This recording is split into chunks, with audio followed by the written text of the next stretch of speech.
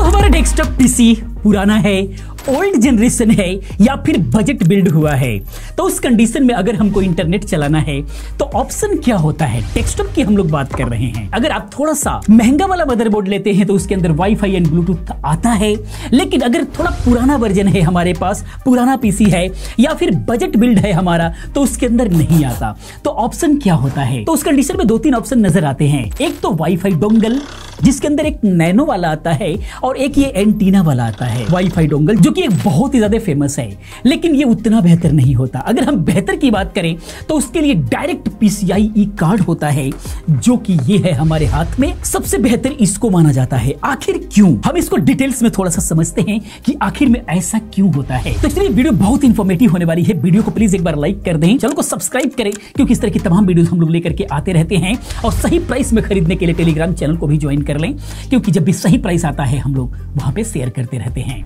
आइए चलते हैं टॉपिक पर। तो आखिर में ये वाईफाई डोंगल और वाईफाई कार्ड, PCI कार्ड, क्या अंतर है। अगर हम बात करें नॉर्मली तो ये पहले नैनो कार्ड, जो कि हाई स्पीड के लिए बिल्कुल भी नहीं होता, हाई रेंज के लिए भी नहीं होता, उसका रेंज भी कम होता है।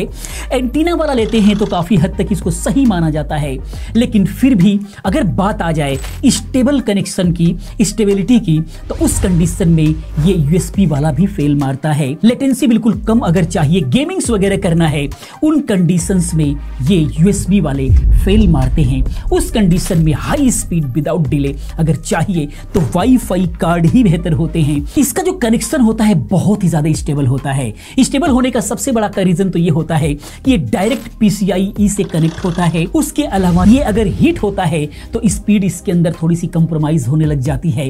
कनेक्शन आने जाने का डर होता है, कोई इंपॉर्टेंट वर्क कर रहे हैं, गेमिंग्स कर रहे हैं, और अगर ये ओवर हीट हुआ उस कंडीशन में जो है स्पीड डाउन होता है या फिर इंटरनेट डिस्कनेक्ट होता है।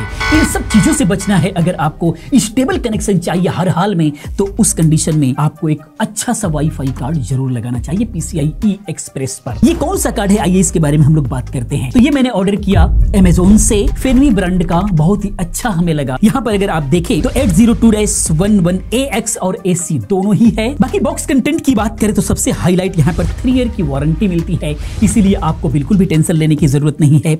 वायरलेस नेटवर्क एडाप्टर है, ब्लूटूथ 5.2 है और वाईफाई 6 है। दोनों ही बैंड को सपोर्ट करता है, 2.4 गीगाहर्ट्ज एंड 5 गीगाहर्ट्ज दोनों ही बैंड को सपोर्ट करेगा। मल्टी डिवाइस ट्रांसमिशन को सपोर्ट करता है।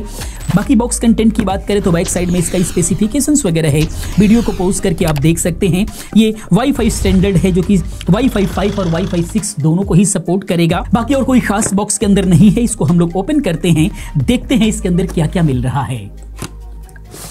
तो यहाँ पर बॉक्स के अंदर बॉक्स मिलता है, इसको ओपन करेंगे तो जस्ट सबसे पहले ऊपर जो है आपको ये वाईफाई कार्ड मिलता है। इसके बारे में हम लोग समझेंगे। इसके नीचे अगर आप देखेंगे तो यहाँ पर एक जो है ये SFF वाले पीसी के लिए जो है ये पैनल मिल जाता है। ब्लूटूथ के लिए जो है ये केबल मिलता है, जो कि ब्लूटूथ कनेक्टिविटी के लिए इसको यूज किया जाएगा। 2 इसके अंदर जो है एंटीना मिलता है, एक्सटर्नल एंटीना, और इसके अलावा एक यूजर मैनुअल इसके अंदर मिल जाता है। और उसके बाद जो है इसके अंदर इसके ड्राइवर की CD मिलती है। अगर आपके पास CD राइटर या फिर रीडर नहीं है तो आप ऑनलाइन जा करके आप जो है आप डाउनलोड करके आप इंस्टॉल कर सकते हैं। तो इस तरीके से आप देख सकते हैं इसकी क्वालिटी बहुत ही खूबसूरत है। ऊपर हीट सिंक जो है बहुत ही प्यारी सी हीट सिंक मिलती है। फेनवी का ब्रांडिंग ऊपर मिलता है और इस तरीके से ये पैनल देख सकते हैं, बैक पैनल, जो कि ये बड़े वाले पीसीज में ये लगते हैं। अगर आपके पास स्मॉल फॉर्म फैक्टर वाला अगर पीसी है तो उसके अंदर आप इसको निकाल करके आप इसको इंस्टॉल कर देंगे तो जो है उसके जगह पर ये लग जाएगा। किसी भी पीसी के अंदर जो है बिल्कुल इजीली जो है ये इंस्टॉल हो जाता है। और ये जो आता है केबल अलग से, रीजन क्या होता है कि जो PCIe X1 में ये लगता है तो ये सिर्फ वाईफाई कनेक्ट होगा, वाईफाई चलेगा। लेकिन ब्लूटूथ अगर आप स्टार्ट करना चाहते हैं, ब्लूटूथ भी कनेक्ट करना चाहते हैं, तो उसके लिए ये कनेक्टर लगाना होता है यहाँ पर इस तरीके से। और जो मदरबोर्ड पर जो USB का कनेक्टर होता है, जो फ्रंट पैनल पर लेकर के जाते हैं USB की कनेक्टिविटी को, उसी के अंदर आपको ये लगाना पड़ेगा। यानी कि जो ब्लूटूथ होता है वो USB से चलता है और जो वाईफाई होता है वो PCIe से चलता है। ब्लूटूथ 5.2 मिलता है, इसलिए आप आराम से जो है लेटेस्ट जितने भी सारे डिवाइसेस होते हैं वो सारे के सारे कनेक्ट होंगे। किसी भी प्रकार का कोई डिले नहीं दिखाई देगा। विंडोज 10, 11, लिनक्स सभी के अंदर जो है ये आराम से सपोर्ट कर जाएगा, जिसको चलिए अब हम लोग इंस्टॉल करते हैं। मिलते हैं वर्किंग स्टेशन पर।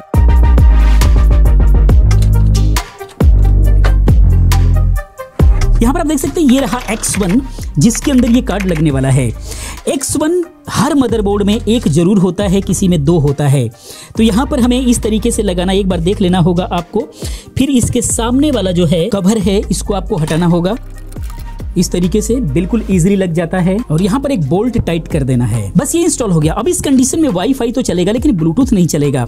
उसके लिए क्या करना होगा, आपको यहाँ से ये कनेक्टर आपको लगाना होगा। इस तरीके से लग गया तो अब ये ब्लूटूथ भी इसका वर्क करेगा। बस ये इंस्टॉल हो गया। चलिए चलते हैं डेस्कटॉप पर, देखते हैं इसका स्पीड वगैरह ट्राई करते हैं। दोस्तों आगे हैं स्क्रीन पर, हम लोग ड्राइवर इसका इंस्टॉल करते हैं। ड्राइवर इंस्टॉल करने से पहले आप देखेंगे हमारे पास विंडोज 11 है, तो विंडोज 11 के अंदर ये ऑलरेडी जो है डिटेक्ट कर चुका है। अभी फिलहाल ब्लूटूथ नहीं दिखाई दे रहा है यहाँ पर। और ड्राइवर इंस्टॉल करते हैं, उसके बाद देखते हैं। ड्राइवर इंस्टॉल करने के लिए एक्सटर्नल डीवीडी राइटर हम लोग यूज कर रहे हैं, हमारे पास था। तो अगर आपके पास नहीं है तो आप इसके वेबसाइट पर जाकर के इसका ड्राइवर डाउनलोड करके इंस्टॉल कर सकते हैं।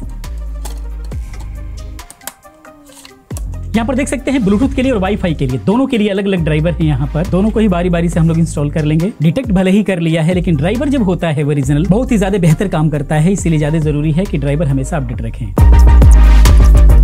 इसी प्रकार से वाईफाई को भी इंस्टॉल करते हैं। इंस्टॉल हो गया। अब पीसी को एक बार हम लोग रीस्टार्ट कर लेते हैं। दोनों ड्राइवर इंस्टॉल होने के बाद देख सकते हैं ब्लूटूथ यहाँ पर आ गया, वाईफाई ऑलरेडी पहले से था ही। हम 5 गीगाहर्ट्ज को कनेक्ट करते हैं। देख सकते हैं प्रॉपर कनेक्ट हो गया, किसी भी प्रकार का कोई दिक्कत नहीं आई। वाईफाई को ट्राई करते हैं। ये टेस्ट एक्चुअली इंटरनेट के स्पीड पर डिपेंड करता है। जितना स्पीड देगा, अभी फिलहाल हमारे पास जो भी मिल रहा है उतना स्पीड ये निकाल करके देगा, क्योंकि वाईफाई 6 है, ये जबरदस्त स्पीड मिल रही है। ये स्पीड निकल करके आई है। एक बार जो है हम लोग यूएसबी को ट्राई करते हैं। यहाँ से आने के बाद जो है वाईफाई के अंदर आएंगे तो यहाँ पर जो है इस पर क्लिक करेंगे तो ये वाईफाई 2 वाला जो है ये हमारा यूएसबी वाला है। इस पर हम लोग कनेक्ट करते हैं। अभी यूएसबी के माध्यम से कनेक्ट है। अब देखते हैं एक बार ट्राई करके अब क्या आता है स्पीड निकल करके। इसके अंदर अगर देखें तो 72 दोनों के अंदर ही आया है, डाउनलोडिंग एंड अपलोडिंग। और यहाँ पर अगर आप देखेंगे तो 72 तो है डाउनलोडिंग आया है, अपलोडिंग यहाँ पर जो है 50 समथिंग आया है। लेकिन ये एक्चुअली क्या है कि इंटरनेट के स्पीड पे डिपेंड करेगा मिला जुला करके। एक्चुअली जो यूएसबी वाला हमने लगाया है वो भी वाईफाई 6 ही है, भले ही यूएसबी अडॉप्टर है, लेकिन ये जो कार्ड हमने लगाया है ये भी जो है आपका वाईफाई 6 ही है। दोनों के अंदर फर्क सिर्फ इतना है कि यूएसबी वाले के अंदर ब्लूटूथ नहीं, इसके अंदर ब्लूटूथ भी है और ये स्टेबल रहेगा क्योंकि यहाँ पर हीट सिंक मिल रहा है और डायरेक्ट ये PCIe से कनेक्ट हो रखा है।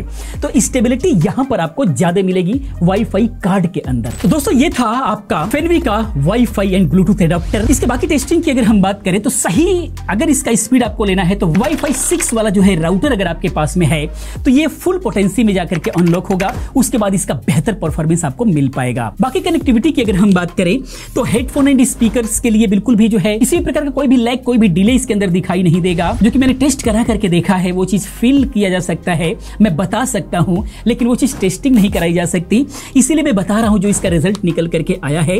ब्लूटूथ 5.2 होने की वजह से बिल्कुल भी जो है डिले आपको दिखाई नहीं देगा। हेडफोन और स्पीकर सीमलेस बिल्कुल भी आप जो है कनेक्ट कर सकते हैं। ऑनलाइन गेमिंग अगर आप करना चाहते हैं तो इथरनेट की कनेक्टिविटी और इस वाईफाई 6 के कनेक्टिविटी में बहुत ज्यादा का डिफरेंसेस नहीं होगा। अगर हम पिंग की बात करें ऑनलाइन गेमिंग्स के अंदर तो कॉल ऑफ ड्यूटी वर्जन के अंदर जो है अगर आप इथरनेट के साथ पिंग कराते हैं तो उसके अंदर 18 ms आता है और वाईफाई 6 के साथ में 22 ms आता है। वहीं पर जो है बाकी के गेम्स के साथ में जो स्क्रीन पर आपको दिखाई दे रहा है वो आप देख सकते हैं। तो इस तरीके से अगर देखा जाए तो इथरनेट में और इसके अंदर कोई बड़ा डिफरेंसेस नहीं आएगा, यानी मिला जुला करके ऑनलाइन गेमिंग्स भी आप इसके साथ में कर सकते हैं, कोई दिक्कत होने वाली नहीं है। सबसे बड़ी बात यह है कि हीट सिंक वगैरह से बिल्कुल भी लेस है, तो किसी भी प्रकार का आपको जो है स्टेबिलिटी का इशू नहीं आएगा, बिल्कुल स्टेबल कनेक्टिविटी आपको मिलेगा इसके अंदर। जैसे कि हम लोगों ने भी देखा ये आया तो डायरेक्टली हम लोग इसका रिव्यू नहीं कर रहे हैं, करीब करीब 1 वीक हम लोग इसको यूज किए हैं, उसके बाद ये रिव्यू आ रहा है। मिला जुला करके जो परफॉर्मेंस निकल करके आया है वो बहुत ही ज्यादा बेहतरीन निकल करके आया है, क्योंकि एक सेटअप पर जो है यूएसबी वाला डोंगल हमारा रहा है जिस पर कुछ टाइम के बाद जो है थोड़ा सा उसके अंदर कनेक्टिविटी का इशू आता रहा है, जो स्पीड का है वो इशू आता रहा है कुछ टाइम यूज करने के बाद, ओवरलोड यूज करने के बाद। लेकिन इसके साथ में जो कनेक्टिविटी रही है वो हमेशा स्टेबल निकल करके आई है। बाकी ये वाईफाई कार्ड आपको कैसा लगा प्लीज कमेंट में जरूर बताएं। बाकी डिस्क्रिप्शन में लिंक दिया हुआ है, अगर आपको चाहिए तो जाकर के आप इसको बाय कर सकते हैं। बाकी अगर मैं अपनी बताऊं तो हमें ये बहुत ही अच्छा लगा। बाकी पहली बार चैनल पर है तो चैनल को सब्सक्राइब करें, वीडियो को लाइक करें, क्योंकि इस तरह की तमाम वीडियोस हम लोग लेकर के आते रहते हैं। मिलते हैं वीडियो में किसी और अच्छी इन्फॉर्मेटिव वीडियो के साथ में। पूरी वीडियो देखने के लिए चैनल को सब्सक्राइब करने के लिए आप सभी का बहुत बहुत धन्यवाद।